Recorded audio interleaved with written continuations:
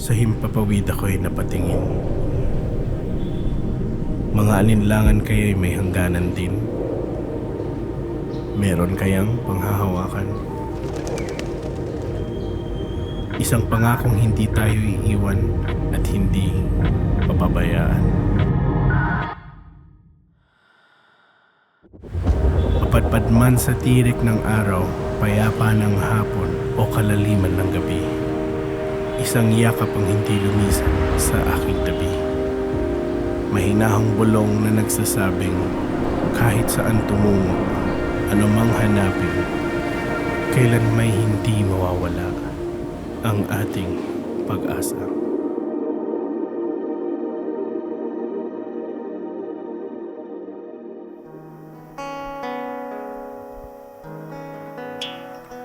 Romans 12, chapter 1 and 2. I appeal to you, therefore, brothers, by the mercies of God, to present your bodies as living sacrifice, holy and acceptable to God, which is your spiritual worship. Do not be conformed to this world, but be transformed by the renewal of your mind, that by testing you may discern what is the will of God, what is good and acceptable and perfect. This is the word of God. Let's pray. Father in heaven, we thank you, Lord, for gathering us this morning. Salamat for your grace that we can go directly to you individually and as a church, and we could just worship you, present our requests to you, our petitions to you. But Lord, we also thank you, Lord, for the presence that is with us. Salamat, Lord, kasi we know that you are here with us today. And so, Lord, may you bless the preaching of your word, and that you will give us revelation of who you are and what you are doing in our lives. Even if we are in a tough situation or in a joyful moment, Lord, may we focus our eyes on you. In Jesus' name, amen. Alright, good morning, everyone. Welcome to ating 10 a.m. service. Before you take your seat, can you greet the person at your back? May iba naman. Okay. And good morning, good morning. Welcome to Life, Nova, and Every Nation Church. We're here to love God and love people. Yan. Alright. So, again, good morning sa ating lahat. I'm really excited na i-share ang word ni God sa atin this morning. And for those of you who came here for the first time, meron ba tayong first-timer? Meron ba tayong bisita? Ayan. We encourage everyone, lalo na kung nakikita natin yung mga seats natin, you know, we are encouraging you guys, lahat tayo, no, sama-sama. We invite more friends and families, not just for us na maging marami, but to really, they can also enjoy the preaching of the word, the worship of God, and yung fellowship natin sa isa't isa. Unless hindi mo na-enjoy yung fellowship natin ng katabi mo or revero lang. Okay, so I want to show you a picture of my family first. This is my family. Yan, that's Crystal and Peter.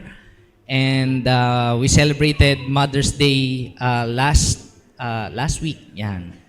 Ano lang, nagkwentuhan lang kami, yan lang.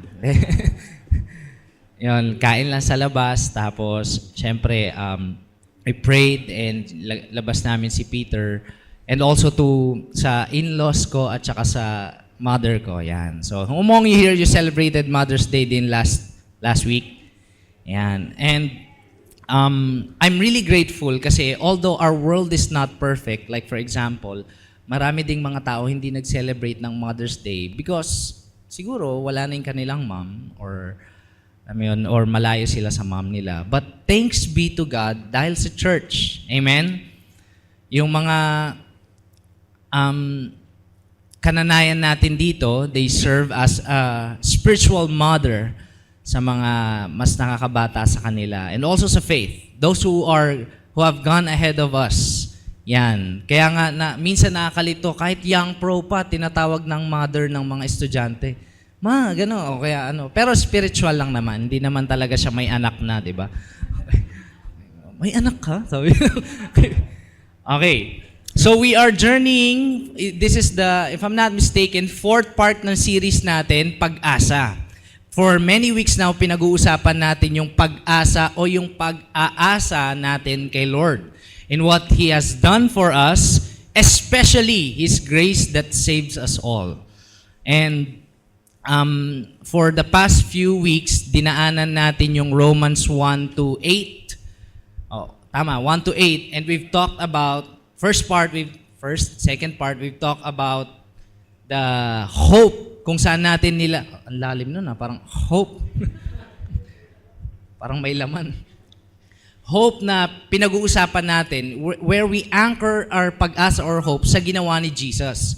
That lahat ng naniwala kay Jesus ay pinawalang sala, and that has many benefits. Not just on heaven, future heaven, but here on earth.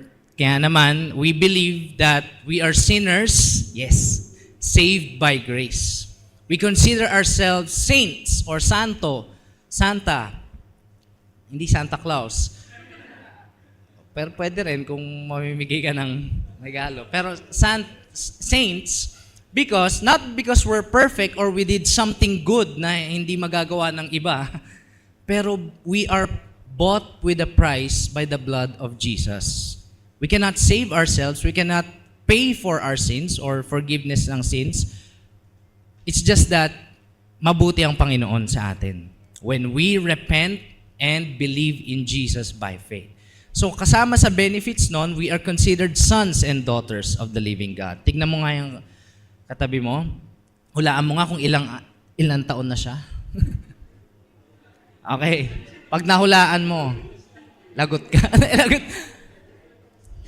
Kay adult yan, young people, married, single, student, whatever demographics, we are all sons and daughters of the living God. And not just that, we have many benefits when it comes to, lalo na pinag-usapan natin about rejoicing in suffering, that the world hates suffering, is fearful of suffering. But Christians, sometimes, di ba, pag nanghihina tayo, we pray na ma-end na yung suffering, magkaroon tayo ng strength, and because of the power of the Holy Spirit with us, in us, and through us, we can even rejoice in suffering. And now, jumping on to chapter 12, eto ngayon yung conclusion ni Apostle Paul sa lahat ng pinag-usapan tungkol sa pagkawalang sala, pagiging saved, pagpapatawad ng kasalanan, pagiging renewed, human, and new way of living. Sinabi ni Apostle Paul in Romans chapter 12, verse 1. Sabi ni Paul, I appeal yun. I appeal to you, therefore. So, saan nanggagaling itong therefore na ito? Di ba pag therefore, usually, ano yan, may ginawa o may nangyari, lalo na sa anong tawag natin doon? Scientific process. Yon. Di ba may identifying the problem, gathering data, may ganon. May educated guess, hypothesis, may conclusion. Therefore, kung aayusin natin sa English grammar, therefore, I appeal to you. Pag sinabing appeal, hindi ito basta lang command, ito ay nakikiusap. Si Apostle Paul nakikiusap sa mga Romans or Roman Christian under persecution. Guys, sabi niya ganon.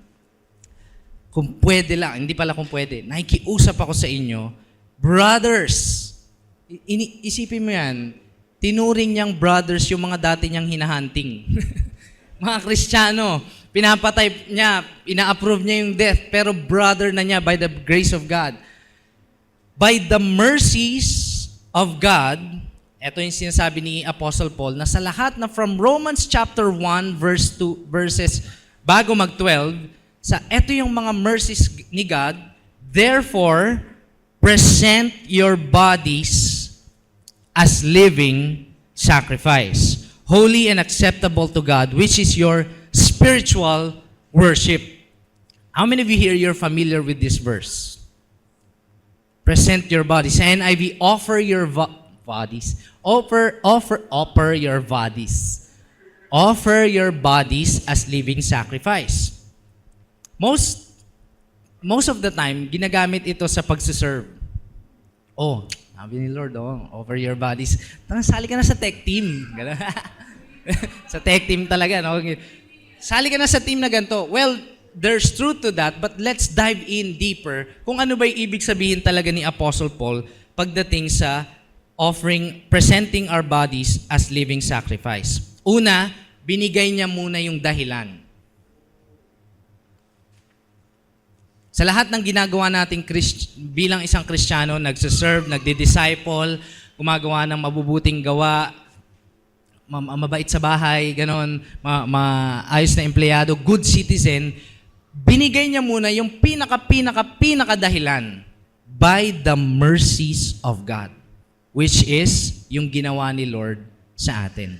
Every good work, mga kapatid, should be based on the good work of Jesus, on the salvation, on the grace of God. Kaya nga, ang Christianity, it's never been about religion lang. Kasi religion is you do good works because it's needed. Because the pastor says or the leader says. O kaya it's good for the community, the society. Gumawa tayo ng ganito kasi mabango to sa community. Okay, dadami yung members natin, ganyan. Religion is all about doing good works. And to the extreme, doing good works to be saved. So, are we on a religion because we do good works? Ilan po sa inyo meron kayong katabi, mukha naman siyang good. At mamaya, lunch. Ililibre ka niyan sa lunch. At pag nag-lunch kayo, that's a good work. But if he or she does that to be saved, kailangan marami akong malibre dito. Kailangan masama ko si Coach Taps. Malibre para masave ako. If he does that to be saved, then it's a religion. But if he does that by the mercies of God, nagagawa ko lang to kasi pinatawad ako ni Lord. Kaya kong maging mabuti sa iba kasi naging mabuti sa akin si Lord. And that's no longer a religion. Your motivation is not to perform. Your motivation is because you are giving thanks. Thanksgiving. Sabi ni Apostle Paul, to present your bodies as living sacrifice. I want to highlight two words in this verse 1. Verse 1 pa lang. First is bodies. At first, yun nga, parang na-interpret na yan ng maraming preacher at maraming exhortation. It's the way you serve, it's what you do. But let's focus first. Sabi kasi ni Apostle Paul, present your bodies. E di, syempre, inaral natin siya, naghukay tayo ng malalim. I realize, walang malalim dito. Body means physical body.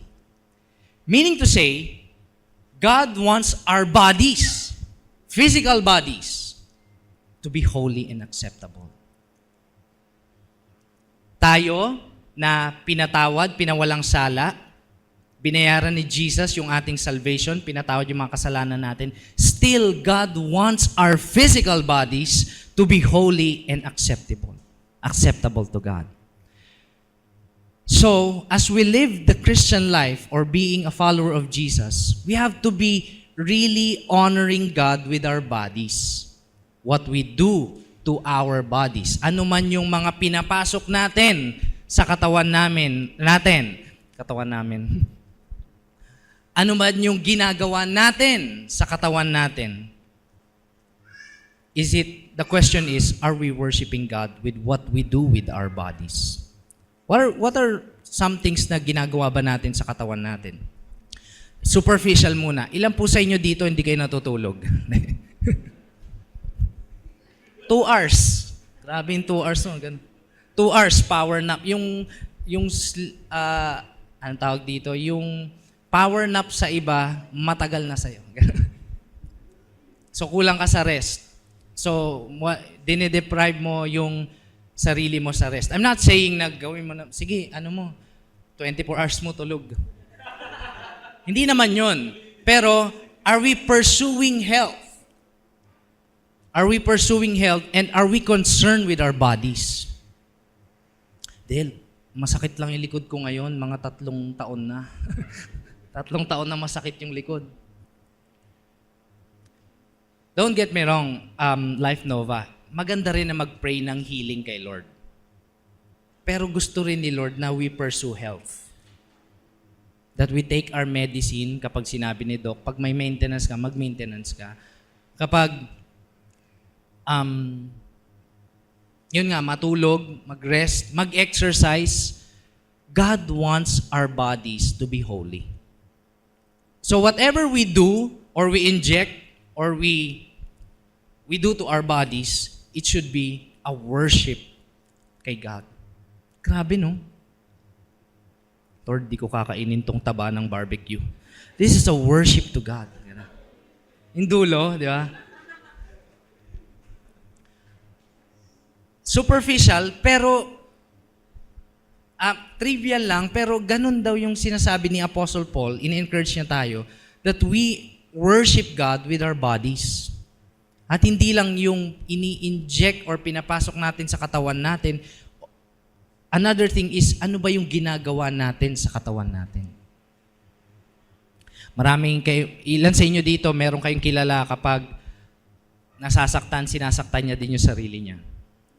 Like for example, nagmahal siya ng maling tao. Sinaktan niya na yung sarili. Hindi yun. Kasi nararamdaman yun eh. Many people, like si Peter, for example, meron siyang yung anak ko, meron siyang season na kung saan, pag nagagalit siya, hinihila niya yung buhok niya dito. Pero dito yung wala. Hindi ko alam ba't gano'n eh. Pero masiyahin naman siya. Baka sabihin, naka-record ba to? Baka mapanood niya to 10 years after. So, sinasaktan niya yung sarili niya. So, syempre, bata lang yon. But, to the extreme, on an extreme scale, may mga tao talaga na sinasaktan nila yung sarili nila because they're depressed, they're stressed. God doesn't want that. God wants our bodies to be holy and acceptable. Question. Tingnan mo yung sarili mo ngayon. Tingnan natin yung sarili natin. And we could say, Lord, okay ba to? Taba ko na. Dami kong sakit. Dami kong pimples. Dami kong stress. Okay ba to? Do you want this? And maging on a serious note, minsan na a-upset tayo pag meron tayong ideal worship body kay Lord, pero hindi yun yung meron tayo. Who among you here can relate? Na hindi naman ito yun, alam ko Lord, gusto kong maging healthy, gusto kong maging ganito, but ano nangyari? Yung eye bags ko may brand pa. North Face. Oh, bago yun ha. Hindi Prada or ano. No, seriously. Who among you here, wag niyo na itaas yung kamay, may time sa buhay niyo that you are upset with your bodies.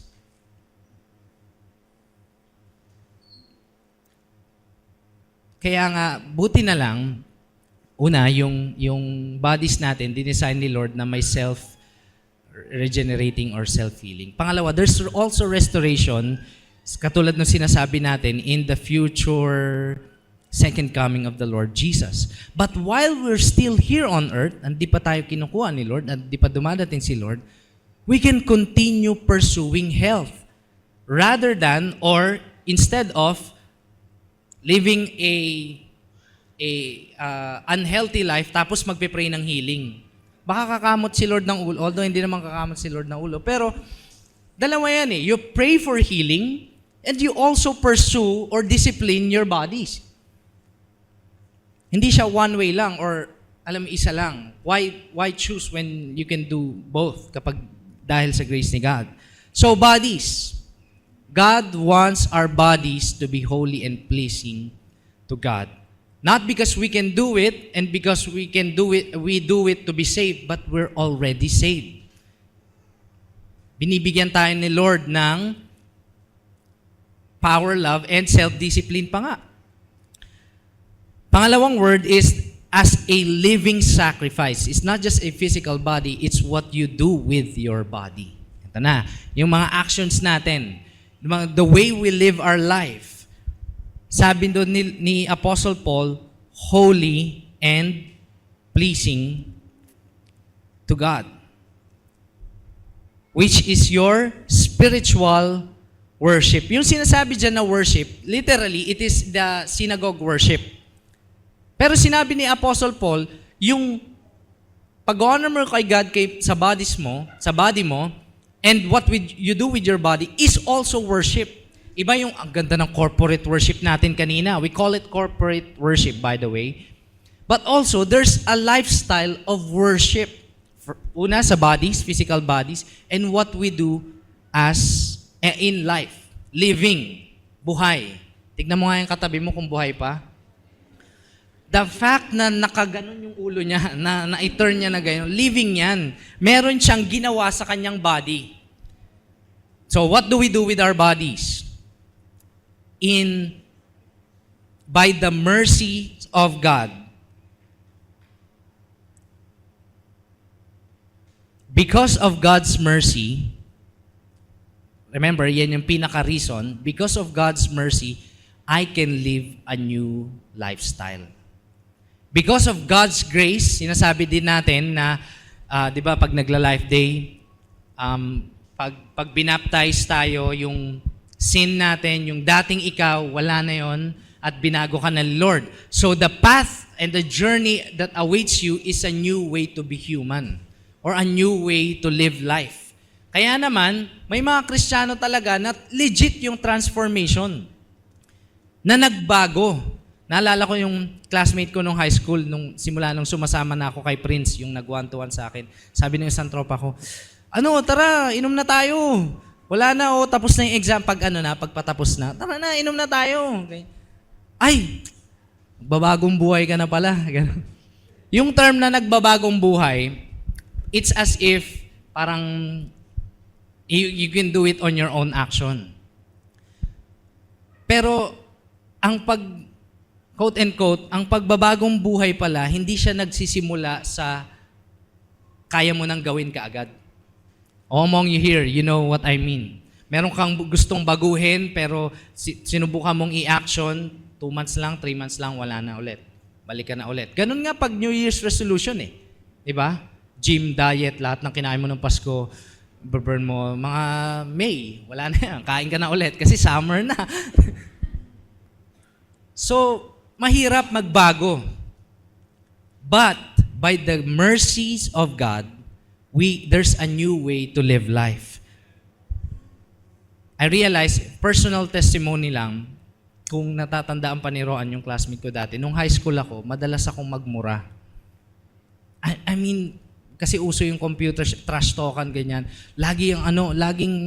Kahit mga classmate ko, yan, kada sentence ko meron yan. Hindi nawawala. But by the mercies of God, what I do with my lips, part of my body, changed because of the grace of God. Hindi overnight, pero nagsimula sa paunti-unti by the Word of God. I started to learn the Word of God through my coaches. And eventually, right here, and even today, I'm preaching not because I can do it, but because God changed my lips or part of my body. Pwede yun. Yung dating sentence ko na mababa yung 5. Passionate pa yun. Parang rap pa nga yun eh, kasi uso din yung flip top dati. But by the grace and mercies of God, kaya nating i-present yung bodies natin, what we do with our bodies, holy and acceptable to God. Pero hindi siya yung ganito. Kasi in-invite ako ni Prince eh. Kaya naman sa church kung magmumura ako sa church. Bawal dun. When we see a new way of life in the lens ng mercy ni God, it goes like this. Hindi na ako magmumura kasi pinatawad na ako ni Lord. Magagawa ko to kasi pinatawad na ako ni Lord. Hindi siya yung, to be clear, hindi mo siya ginagawa para ma-please mo si God or ma-save ka mula sa mga kasalanan mo. But it is a form, doing good works is a form of gratitude, pasasalamat. Dahil sinave ako ni God, pinatawad ako ni God, bagong tao na ako, hindi na ako magmumura. Dahil sinave ako ni God at pinatawad niya ako at bagong tao na ako, hindi na ako magte-take advantage of other people. Iba yung, hindi na ako magte-take advantage of other people kasi bawal sa church. You get the difference? One is coming from the mercies of God and one is coming from takot ako maparusahan. So pag wala sa church, pagtapos ng Sunday service, Monday na sa trabaho, late ka na naman na.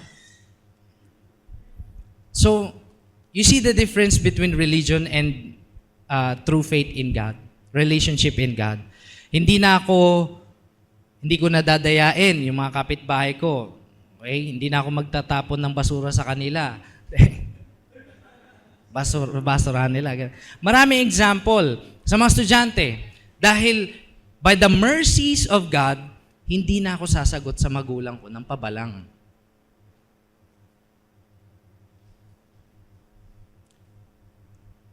Kasi ganoon ako dati. But by the grace of God, there is change. Hindi na ako mandadaya sa trabaho by the mercies of God. By the mercies of God, hindi na ako magtatanim ng galit sa mga kamag-anak ko, sa mga may asawa. By the mercies of God, I will quit adultery, I will quit cheating, hindi na ako magsisinungaling sa asawa ko.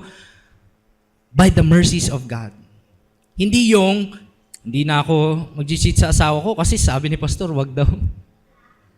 You see the difference?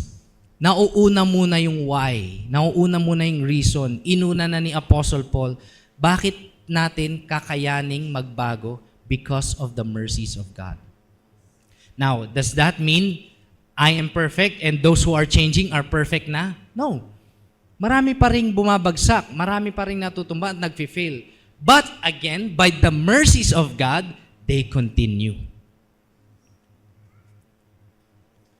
Mahirap mabuhay bilang isang Kristiyano. Pero but by the mercies of God, but pa. The mercies of God, there's still hope. And hindi lang sa pagsuko ng mga old habits, pati sa pag-form ng new habits. By the mercies of God, kaya ko nang gumising ng 5:55 p.m. Hindi, 5:55. Yung mga good habits, change is possible by the mercies of God. Because sabi din ng scripture sa atin, which is we hold on to, if anyone is in Christ, he is a new creation. The old has passed away, and the new has come. But this time, it's not because of your own effort. It's because of the mercies of God. Verse 2. Haba nun ah. Pero, well, yan kasi yung pinaka-reason ng mga susunod na verse na pag-uusapan natin. At hindi lang yan personal worship, it will also affect on how we live with others. Verse 2, do not be conformed. So kung may mercies ni God, and binibigyan niya tayo ng power and grace to present our lives, our bodies as living sacrifice, our spiritual worship, sabi ni Apostle Paul, do not be conformed to this world. In NIV, do not be conformed to the pattern of this world. Kasi ang mundo may pattern. Let me give you one pattern. Kapag marami kang chicks, mas totoong lalaki ka. Pattern ng world. Pag mas marami kang pera, may kanta pa nga yun eh, kung wala kang pera, wala ka ring kaibigan. Oh, alam ko yung mga yun eh. Ano yun? Tinutugtog yan ng tito ko eh. Kung wala kang pera, wala kang kaibigan. Pattern ng mundo. Actually, kung may pera ka, pogi ka na. Gwapo ka na. Matalino ka na. Pattern ng mundo. There's a pattern. But sabi ni Apostle Paul, do not be conformed. Or wag ka ng, conform means makigaya. Fashioned in a way na ginaya. Diba? Yung mga, ilan po sa inyo meron kayong ginagayang artista sa pormahan? Nax. Kunwari, SB Fairview. SB19, ganyan. O kaya, Bini. Mga ginagaya lang. Yung term pala na conform has something to do with an image that you're patterning with yourself. It also synonymous to idolatry. So if you're conforming to the pattern of the world, you're conforming to the culture, maybe you're worshiping the world. Lifestyle, pananalita, damit, asal. Sabi ni Apostle Paul, do not be conformed to the world, to this world, but be transformed. Everybody say, transform. So, kinontrast niya. Conform, gaya lang. Ito, transform. Talagang nabago. But be transformed by the renewal of mind. Renewal of the mind. Of your mind. Ito matindi. Sabi kanina ni Paul, kaya pala ang worship, hindi lang siya yung kanta-kanta natin dito. Although that's good. And our spirit flows within. But it has something to do with our bodies. And it starts with our mind. Here, meron yan. Katukay mo, meron yan. Meron talaga yan. By faith. God created our minds. And dahil ang mundo ay may pattern, ang mundo ay merong binabato sa atin na mga thoughts, toxic thoughts, ideas, ideologies.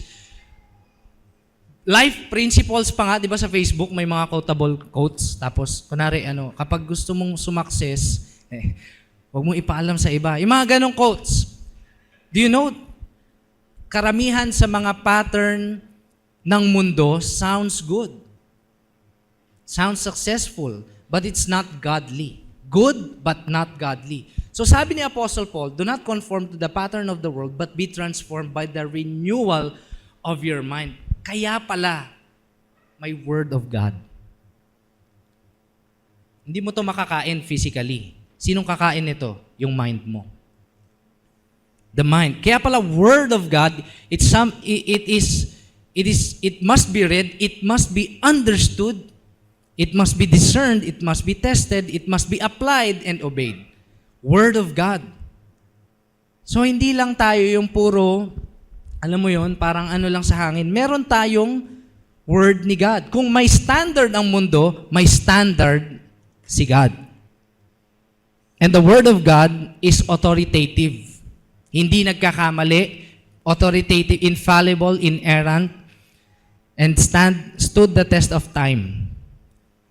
Kaya nga kahit anong sunog ginawa ng mga malalakas na emperador at imperyo noon, meron pa rin tayong Bible, Scripture, canon ng Scripture. At meron pa yan sa mga cellphones natin. Word of God. That is why, as a practical application, mahalaga sa atin, lahat, every Christians in the house, we have a personal copy of the Bible. Whether it's in our phones or it's in our physical Bible. I'm emphasizing on this because ang dami ng ideas sa mundo ngayon. Facebook post pa lang, ang dami mo ng kalabang ideas. At hindi natin madidiscern kadalasan, kung wala tayong Word of God, hindi natin madidiscern or mafi-filter kung ano yung para sa anak ng Diyos at panlilinlang lang ng enemy. Sabi kasi sa Facebook, ganito daw gawin ko sa kapwa ko eh. Diba? Kapag wala na silang pakinabang, i-unfriend mo na. What does the Bible says about that? What does the Bible says about canceling friends? Is it true? Or God says, love one another? Or Jesus said, love your enemies? Paano yun? Coach, di mo naman naranasan na na hindi ka replyan eh. Hindi mo naman naranasan yung ganito, ganyan. The Bible says, the Word of God says, we should love our enemies. Kasi once and mercies of God din. Kahit paano natin mamahalin yung enemy natin? Kasi may mercy din si God dati. May mercy din si God sa atin. Kasi kaaway din natin si God eh. So, be transformed by the renewal of your mind. Nandito pala. Hindi pala siya follow your heart. Mind pala. Not saying na magkahiwala yung mind sa heart. Sa ancient people back then, mag-iisa lang yan, mind and heart. Tignan mo si Apostle Paul, hindi lang mind and heart, pati bodies. So all. Pag nag-worship tayo, lahat yan gumagalaw. Yung mind nga natin, nag-iisip nag-i-imagine eh. Although, hindi tayo lumulutang. Meron bang lumulutang dito pag nag-worship?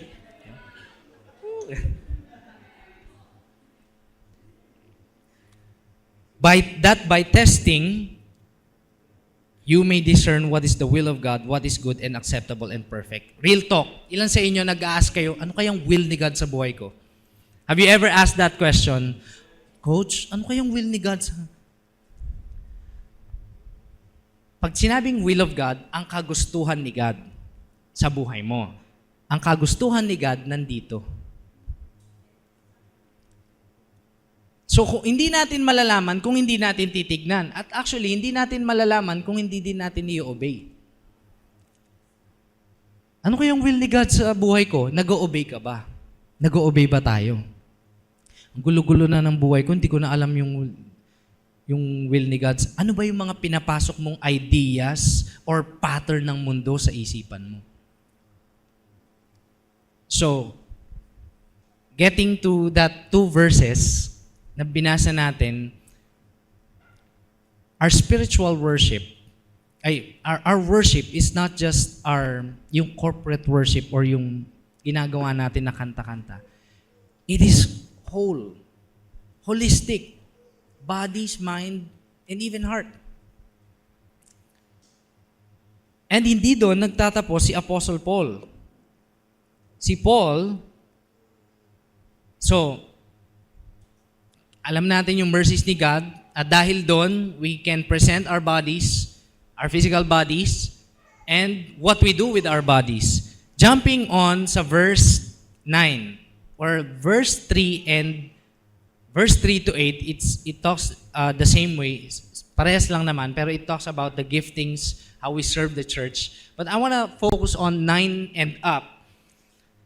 Sabi dito, let love be genuine. From your own personal worship, now living with other people, sabi ni Apostle Paul, yung hope natin kay God nagtatranscend or nagtatranslate sa worship natin sa Kanya at nagtatranslate din yon sa paano tayo namumuhay kasama ng ibang tao. Kumbaga, love God, love people. Verse 9, let love be genuine. Tignan mo yan. Our generation today, yung recent generation, new generation, craves for genuine friendship, genuine relationship. Pero sa church, sa ginagawang community ni God, in-encourage na rin yun ni Apostle Paul. Dapat daw pag nagmahalan tayo, genuine. Hindi fake. Hindi fake. Hindi lang young people yung naghahanap ng genuine. Si God din. God wants our love for one another. Not just words, but with action. Everybody say love.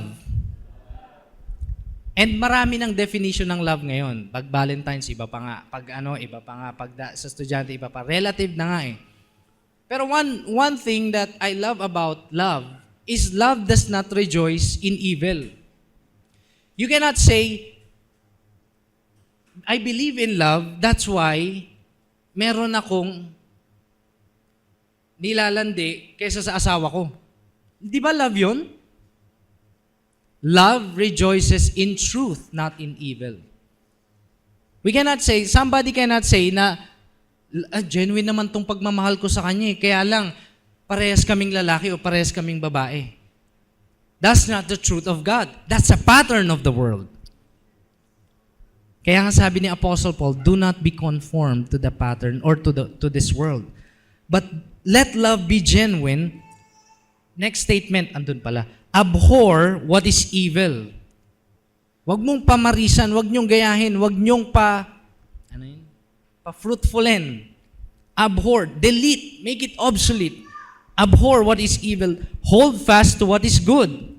Love one another with brotherly affection. So, sa subtitle ng mga Bibles, ng ilang mga Bibles natin, these are marks of true Christian. Ito matindi. Outdo one another in showing honor. So kanina, spiritual worship mo kay God, ngayon, living with other people. Outdo one another in showing honor. Grabe yun, no? Magpapagalingan daw kayo, hindi sa skill, sa pagbibigay ng honor. Ano isa nagbigay ng honor? Ino-honor ko si Charles kasi nung birthday ko, nandun siya. Kasi kada birthday ko, nandun siya. Talagang totoo siyang kaibigan. Yung isa, ay ganun ba? Ino-honor ko si Charles kasi nung namatay yung mama ko, nandun din siya. Tapos, nung namatay yung kapatid ko, nandun siya. Yung isa ayaw patalo. Ako, ino-honor ko si Charles kasi may namatay, may birthday, nandun siya. May namatay, may nagkasakit. Siya nga ata yung malas sa amin eh. Joke lang. Hindi. Honor. At saka walang malas. Showing honor, nagpapagalingan daw sa pag-honor. I love our church because kada may birthday, syempre hindi lang bati sa Facebook. Pag bati kasi sa Facebook, superficial eh, di ba? Pababawin mo pa, HBD lang yan. Pero sa atin, kadalasan, pag may nagse-celebrate ng birthday, hindi man staff, yung staff, pinapaakyat dito, tapos sinaano. Pero pag nagse-celebrate na within life group, lalabas, alam nyo ba na merong honoring na tinatawag? Dati hindi ko to gusto, kasi pag may honoring, pag sinabing honoring sa birthday, birthday ni Raymart, yung mga nakikikain, yung mga kasama dun sa birthday, magsasabi sila ng honorable words. Ano ba yung magandang yambag ni Raymart sa buhay nila? Honoring. Ginagawa namin yun. Nung pinasimuno yun ni Pastor Tim, nung una awkward. Di ba?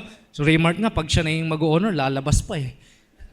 Ay, kung siya na yung honor, lalabas eh. Awkward eh, kasi hindi sanay yung flesh o yung sinful nature na mag-honor sa isa't isa. Saan tayo sanay? Backfight. Alam mo si ganyan pala yan. Oo. Ganyan lang yan sa una. Wala din yan.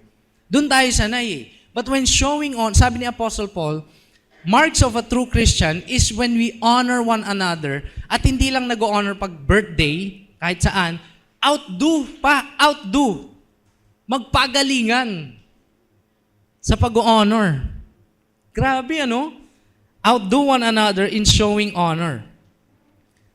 So, by the mercies of God,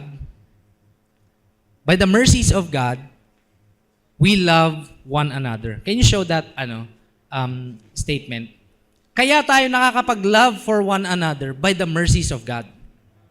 Kanina, personal. Ngayon, with other people. And also, kung ang personal natin kay God, by the mercies of God, ganun din yung living with others by the mercies of God din. By the mercies of God, we love one another. Tuloy natin. Verse 11, do not be slothful. Huwag tatamad-tamad in zeal or yung passion. Be fervent in spirit para ka may lagnat na gustong-gusto mong kumilos sa gawa ng Panginoon. Hindi ka slothful, hindi ka tamad eh. Serve the Lord. Rejoice in hope. Be patient in tribulation. Be constant in prayer. Bakit niyang pinagsama-sama? Serve the Lord, do not be slothful. So may kinalaman yung wag maging tamad, pero you will serve the Lord. At kahit maka-experience ka ng trials and persecution or suffering, be constant in prayer, be patient. Who among you here you serve in our ministry? That is one way, one of the many ways in serving the Lord. Among you here, you're sharing the gospel to a lost person. That's one way of serving the Lord. Making disciples, serving the Lord. Passionate daw tayo in serving the Lord. Do not be slothful or tamad. Buti na lang, nung sinave tayo ni Lord, hindi tayo sinave na tenga lang.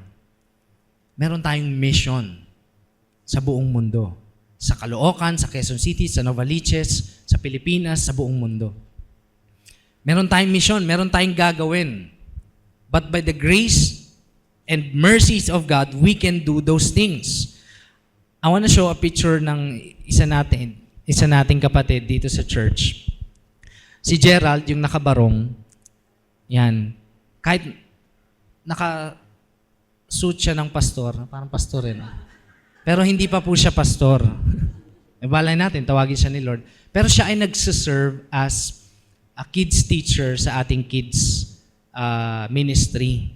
Pero sa gabi, ang trabaho niya talaga ay medrep, medical representative. Saturday, Sunday, nagsiserve siya lalo na sa Sunday. What I'm trying to say is, kahit iba yung trabaho niya, he finds time to serve the Lord through serving in the ministry. Hindi siya perfect, okay? Minsan nawala niya na yung sapatos ko, pero Gerald, nung camp natin. Pero, nagsiserve siya kay Lord. Kahit na meron siyang kinabibisiyang iba. Natutuwa ako sa mga young professionals o sa mga adult natin na they always fight for their schedule. Of course, the church and the ministry benefits. Pero most importantly, you're serving the Lord. You're not being slothful. Marami, to the extreme, maraming young professional na kinakaunselan namin na siyempre hindi namin pinipilit yung schedule nila. Ayaw naman namin. But they choose to find a job na walang Sunday or Saturday. Because that's their worship. That's their time. Kahit na bukas, start ka na bukas, kahit na po kung may Sabado, Linggo o kung may Linggo. My wife used to work sa BPO dati. And naranasan niya rin yung ibang field. Both nag-o-offer ng walang Saturday, Sunday, o yung iba, talagang sasagarin ka kahit Sunday. Pero yung mga linalaban nila yung schedule nila, not saying na they are perfect and somehow they're a good example, pero it's a show of their love for God and for His people. Kahit na mas malaki yung pwedeng kitain ng merong Sunday. I'm not saying na yun ang gawin nating lahat, but it's up to your conviction to God. It's up to your faith and relationship to God. I'm just commending. Alright? So, tuloy natin. Verse 13. Contribute to the needs of the saints and seek hospitality.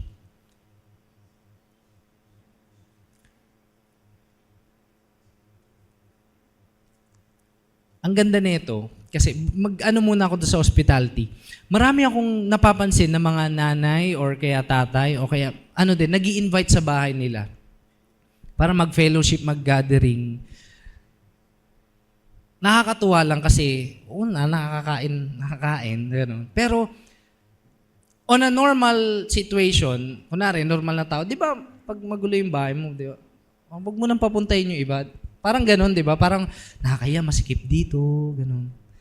But, for those people na puspos or filled with the Holy Spirit and appreciate what God has been doing in our church, they invite hospitality. Kumbaga parang ganito yung sinasabi. Kung ano man magandang ginagawa ni Lord sa center natin, ituloy natin sa bahay. Mangyari din sana sa bahay. Kaya mga may nagla-live group sa bahay, hindi palaging sa coffee shop, okay din sa bahay kasi nakikita nila, ganyan ka pala maghugas, ang bilis. Ano ibig sabihin nun, mga kapatid? Hospitality. They share their household. Hindi nga lang yun household. Actually, it's a resources thing. Kaya siguro siya dinikit When we contribute to the needs of the saints, we give. We give. What does the church needs? We give. We sacrificially give. Isang ano na lang yung showing hospitality, isang form na lang. What does the church needs? Binibigay ng early church, binibigay ng Roman church. What I mean by church is yung mga tao, mga Kristiyano doon. In our modern day today, context lang ng life, ma-plug in lang. What do our church needs? Today, as of today, we're praying na move ng worship services natin sa cinema. Hindi lang para may aircon. May aircon naman tayo dito eh. Hindi lang para komportable yung upuan. Kundi para mas may marami pang mga taong makarinig ng gospel. Lalo na kung saan nagkukumpulan yung mga tao na walang ginagawa tuwing Sunday. That's our vision. That's our mission. Right on the onset. What does the church need? Funds. That's why we're doing fundraising. What does our church need? Discipleship. That's why we're inviting. That's why we're doing life group and one-to-one. Pero hindi lang yan para sa current mission natin, but to the overall mission of the Great Commission ni God. And our leaders believe in this, na yung pagpunta natin sa Fairview Terraces is just one of the many things na gagawin sa atin ni Lord. In fact, baka first step lang yun. At dadalhin pa tayo ni Lord sa mas malaki. Do you believe that? And the mission and the purposes of that is for us to reach more people. Whatever level, whatever status. Great Commission. And we can only do that mission by the mercies of God. Lastly, before we end the last 8 verse, 14, bless those who persecute you and bless and do not curse them. Rejoice with those who rejoice. Weep with those who weep. Live in harmony with one another. Do not be haughty, but associate with the lowly. Never be wise in your own sight. What is Apostle Paul saying here? 2 things.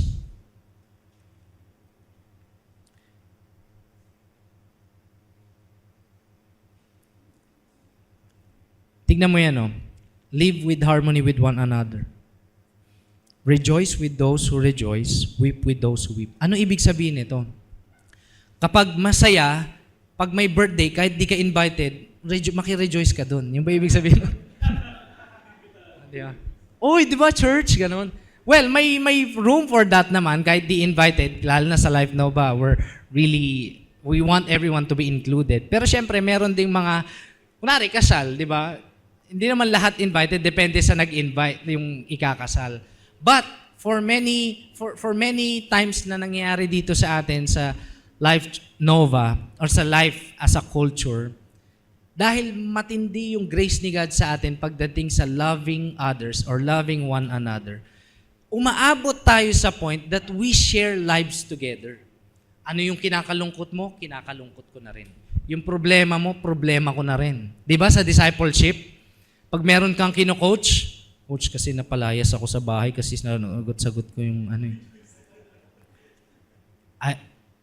Siyempre, hindi ka magre-rejoice doon. Pero, malulungkot ka doon. O sige, dahil dyan, ibubuk muna kita ng, wow, hindi naman ganong point. Hindi rin natin tinotolerate yung sin. Pero dinadamayan natin sila sa low times ng buhay nila.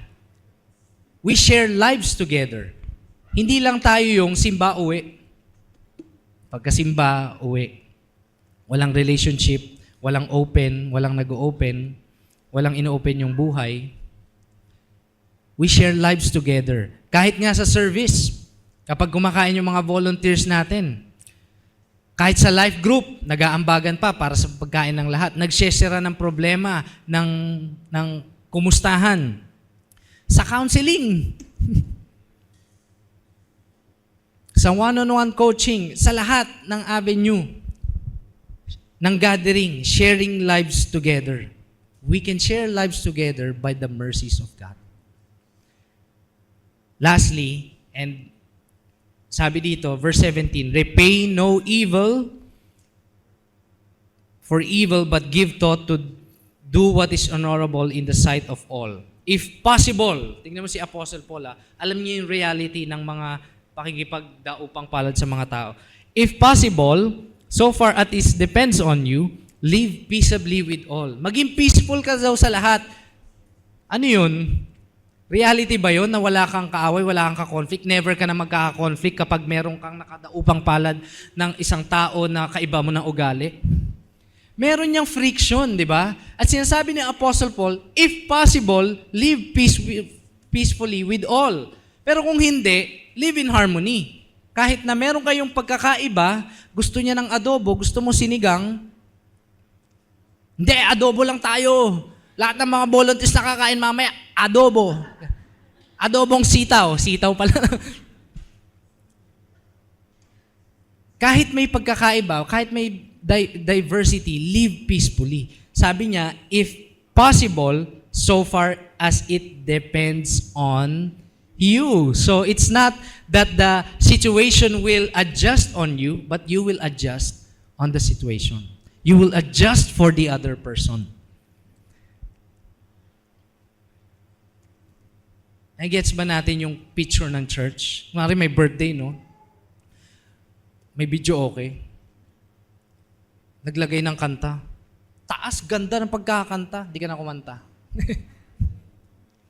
O kaya ikaw, bumawi ka naman. Naglista ka sa cellphone mo, 20 na kanta. Para concert mo yung video okay ng buong birthday. Now, we live peaceably with one another.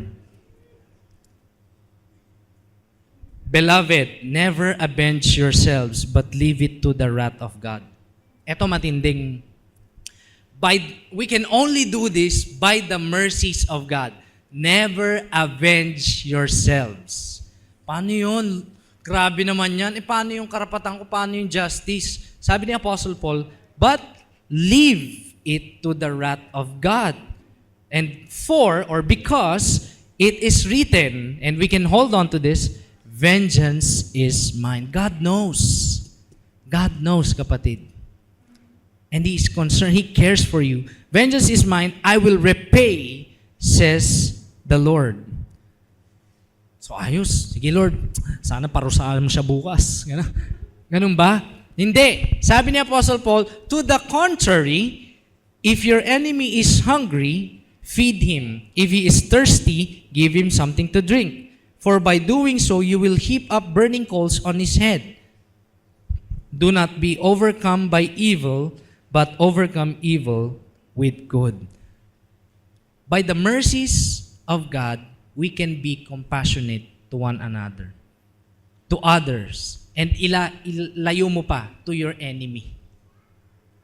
Enemy mo na to By the mercies of God, we can be compassionate to them. Ano ibig sabihin ng compassionate? Sometimes kasi, mabilis tayong mag-judge, hindi naman natin nakikita yung buong storya. What if, kunwari, may nakaaway ka, may naka-argument ka, kahit dito sa church, bida-bida siya lagi, pagsasagot ka, hindi ka makasagot kasi siya na lang lagi, tapos ang yabang niya, ganito, ganyan. What if makita mo siya sa bahay nila, hindi pala siya pinapakinggan? O sa trabaho, wala siyang bilang. So, when we see the person in the eyes of God, hindi sa sarili natin, kasi yung mata natin limited Not saying na, kamusta ka dyan sa trabaho, nakakapagsalita ka ba dyan sa trabaho?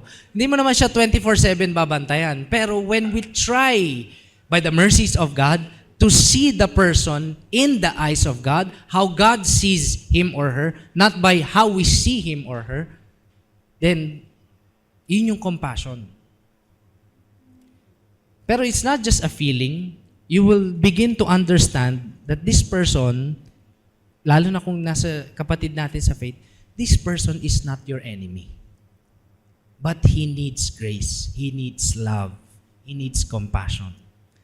So, getting all this sa Romans 12:1 and then to 13, sabi ni Apostle Paul, we are encouraged that yung hope natin kay God translate to a worship kay God with our bodies, with our lifestyle, that also expressed in our living with other people. In a nutshell, there's my one point. The hope we have in Christ is expressed how we live for God and how we live with one another. Tayo na mga sinner, pero saved by grace, we are called to live a new way of life. We are called to be not conformed sa pattern ng mundo, but be transformed by the renewal of our minds. Kaya mahalaga sa atin na nakikinig ng preaching, nakikinig ng Word of God, nag-aaral ng salita ng Diyos. Kasi ang mundo may pattern. At kadalasan, kung obvious na masama, kahit nga yung masamang pattern, minsan ginagaya pa natin. Paano pa yung seemingly good? Yung beneficial sa success ng buhay? Our world, Christian worldview, and the world, the pattern of the world, is very different. Tignan nyo mabuti si Lord Jesus when He was living here on earth, and He is still. Sabi niya, kung merong nanakit sa'yo, turn the other cheek. Ano ba yan, Lord? Ano yun? Iba kasi kay God eh.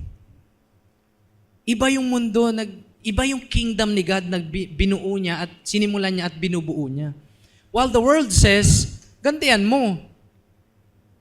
Kasi karapatan mo yun, justice yun. Sabi ng word ni God, vengeance is mine. Ibang-iba yung kingdom of God. When the world says, mag-ipon ka, maging sakim ka, huwag ka magbigay, para lang sa success mo, tahimik ka lang, pag yumaman ka, apaka mo silang lahat ng manaliit sa'yo. The kingdom of God says otherwise, or very different. You will be generous. You will help.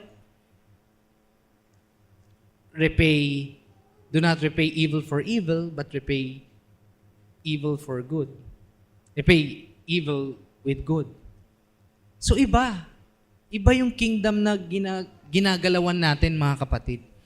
And these things, as I speak na paulit-ulit, these things are possible, yung pwede natin itong magawa by the mercies of God. If we do these things without the mercies of God, welcome to the religion. If we do these things apart from Christ, welcome to performance to be para maparangalan ng ibang tao. Nakakapagod yun. You have something to prove, you have something to hide, you have something na kinakatakutan, you have something that you're pleasing, someone na piniplease mo. But in God, there's nothing to prove. This all goes naturally, eventually, by the mercies of God. So this is my encouragement for everyone. Since, sabi natin last time, we're still part in the middle of the story of God's redemptive plan, we continue to live life na galing or founded in the mercies of God. Kahit mismo yung pag-attend natin. Kahit itong preaching na to, this is not just for me to be, alam mo yun, it's not for me to show off my skills. Kung skill ko lang at baka kung ano-ano nang sabihin ko dito, lalo na yung old self ko. But by the mercies of God, this is for the service of God and for the service of others. And I say that with reverent awe. And God checks my heart. But as God is my witness, and for many years, I thank God because of His mercy. Do I sometimes fail? Yes, of course. Minsan, do I crave for applause of people? Sometimes kapag wala. But as sin increase, the grace of God increase all the more. Thanks be to God ng mga pastors na nagre-remind sa atin. Nagko-correct. Sinabi mo kanina, foul yun. Okay din. Because of the mercies of God. And whatever you do good to others, by the mercies of God din yan. All these things. So, all the more that we can do these things, ano man yung ginagawa natin maganda sa kapwa natin, at sa sarili at sa katawan natin, it is all by the mercies of God. Let's all stand and we're gonna pray. And we're gonna pray for, I'm gonna pray for power para sa ating lahat. Why? Look at our world today. Our world today is pushing the different agenda. Love yourself. Where God says, love one another. Sacrifice pa nga yourself. Jesus sacrificed himself. The world says, love yourself. Follow your heart, says the world. The word of God says, be renewed, be transformed by the renewal of your mind. I want to pray for power for all Christians, followers, sinners saved by grace in the house. We have a battle, mga kapatid. And we can attest to that, ang hirap mabuhay bilang Kristiyano. Nasaktan ka na, hindi mo ipaglalaban yung karapatan mo, na-persecute ka na, naghirap ka na, nakulangan ka na. But we have this hope in Christ that all our suffering will end, can end, that all our suffering, we can have strength, that all our suffering, we can rejoice by the mercies of God. So let's pray today and let's ask God for power and grace to live life in according to His will by the mercies of God. Panginoon, andito po kami ngayon. Nakita mo yung buhay namin last week. Nakita mo yung mga araw namin. Mahirap, marami kaming tiniis, marami kaming pinagpe-pray, marami kaming sana meron kami ganito, sana mangyari sa amin to. But Lord, in all those things, we thank you because the very blessing that we want is not for things to acquire or things to be saved from, but the very blessing is a renewed mind that is founded on the mercies of God. Lord, ngayon pa lang, gusto namin magpasalamat kasi hindi po kami magiging bagong tao kung hindi mo kami binago. Hindi namin kayang maging good citizen kung wala kaming good God. Hindi namin kayang maging mabuting tao sa ibang tao, sa kapwa namin, kung hindi ka muna naging mabuti sa amin. And the bottom line of this, Lord, who are we? Na kaya mong, na nagawa mong ialay yung buhay mo sa amin. Who are we? Na ang Diyos na may-ari at makapangyarihan sa lahat, na gumawa ng langit at lupa, minahal kami. Ako, siya. At pinatawad sa mga kasalanan namin. Sino ba kami? Para lang kaming putik o buhangin. With a snap of a finger, you can take our life. Yet you did not. Sometimes, Lord, we ask, why? But we cannot fathom. Di namin maintindihan bakit mo kami mahal. Ang alam lang namin, dahil sa sobrang pagmamahal mo sa amin, inalay mo ang iyong anak. So that we can live life to the full. As you have said in your word, the thief comes to steal, kill, and destroy, but I have come that you may have life and have it abundantly. Lord Jesus, sa kalagitnaan ng kung anumang sitwasyon namin sa buhay, we thank you. We just want to thank you this time. Thank you for your mercies that we can present ourselves as living sacrifice, holy and pleasing to you. Lord, hindi man po kami perfect, pero ikaw yung perfect. Hindi man perfect yung bodies namin at yung mga ginagawa namin. But Lord, you are the one who is perfect. Your body is perfect. And what you have done on the cross is perfect, Lord. And we put our hope to that. Lord, we pray for grace and power from this day on to live life for you and to live with others in according to your will for you then. As Christians, as followers, as sons and daughters. And this is our prayer, Lord, that love will abound here on our church. Continuously, consistently, kahit pa po dumami kami ng dumami, your love, not our love, but your love will abound in this place, in our community. Your love, Lord God, your grace, yung mamutawi sa isipan at sa puso namin so that it is always be our motivation. Not to perform, not to please one another, but to love one another from the love of God. Ultimately, Lord, nagpapasalamat po kami dahil sa pag-ibig mo, merong church, merong Life Church. And so, Lord, the same love that we receive from you is the same love that we will share to one another. As you have said, the whole world will know that you are my disciples if you have love for one another. Thank you, Lord. Lord, I pray that as we learn all these things, it would not just stay as a head knowledge, not just stay as a renewal of mind, but it will also translate for us in our love for one another and in what we do bilang iyong mga kamay at paa sa community na to.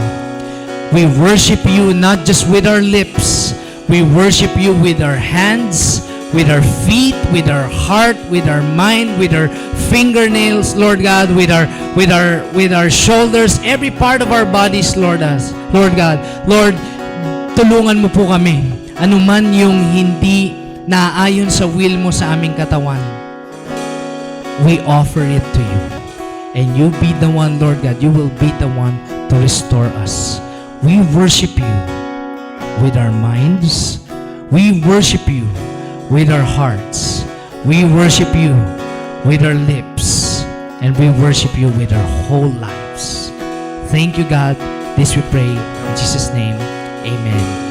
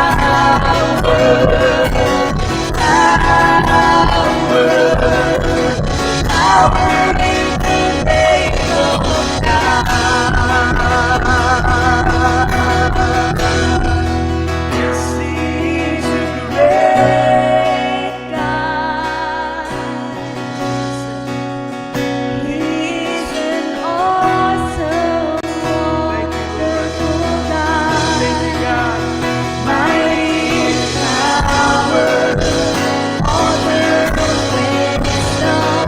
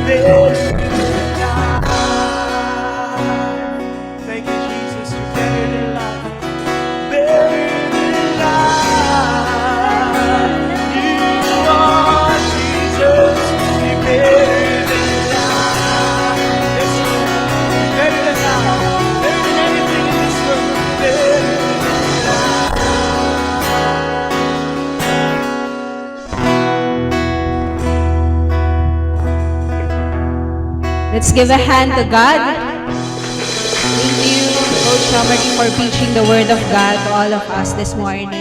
And let's receive the Word with gladness and with humility. Let's pray. Lord, maraming salamat, Panginoon, for your grace and your hope abound in us, Panginoon. Lord, in light of your mercies and grace sa amin, Panginoon, help us to live differently from this world. Help us, God, na now that we are fueled by our hope in you, and by your mercies, Panginoon, that Lord, we will continue to be a salt and light into this world, Panginoon. The Lord, I pray, God, that no longer, God, that we will conform to the patterns of this world, but we will be transformed by the renewal of our minds. So help us, Lord, on how we will relate to others. Lord, dalangin namin, ikaw yung makita nila, Panginoon, whenever we will relate to them, whenever, Lord, we will share the hope that we have in you, God. Salamat, Panginoon, because we, Lord, are living by your grace. And so, Lord, help us to also extend that same grace to others as well.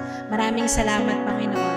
And we live, Lord, or we leave this prayer of blessing, God, for every one of us here, that may the God of hope fill us with all joy and peace in believing, so that by the power of the Holy Spirit, we will all abound in hope. This we pray in the mighty name of Jesus. Amen and amen. Thank you everyone for joining us sa ating 10 a.m. service. And we hope to see you again next week as we wrap up our series, Pag-asa. Ayan, and before we go, ayan, a few announcements lang po. Ayan, by next Saturday na yung ating Movie for a Cause. Let's watch yung movie natin in the big screen for a bigger purpose. And again, that is in line po sa paglipat natin ng ating worship services sa Fairview Terraces. So we hope you join us for this cause. Marami pa tayong slots na available. So we can invite yung mga friends natin or office mates natin, lalo na yung mga din talaga, pinag-pray natin na ma-invite natin sa church. Magandang event ito para ma-introduce sa kanila yung church natin or mapakilala natin si Lord sa kanila. And yan, for those who have already secured their tickets, 8 p.m.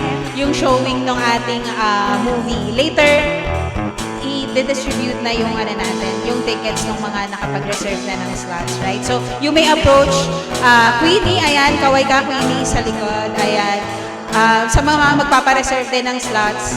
And also, Coach Jo Marian, sa mga magpapareserve ng slots. So, there. And also, as Life Church, and we will be having our conference on June 7. Yan, called Deeper Together. So, makakasama po natin yung ibang life churches pa across the Philippines. So, yung ating venue is sa Life San Mateo. Yan, so, we can also register now. So, yan, lagpas na ng early bird rate. So, yung rate na natin na ating registration is 400 pesos. So, you may approach Coach Teresa, ayan, for our and Coach Mary Ann to register for our live conference. So, we hope to see you there para makita din po natin yung mga kapatid natin from other life churches, and let's go deeper together to where the Lord is leading us as a church. Yun po, thank you so much po for joining us, and ingat po ang lahat. Have a blessed Sunday.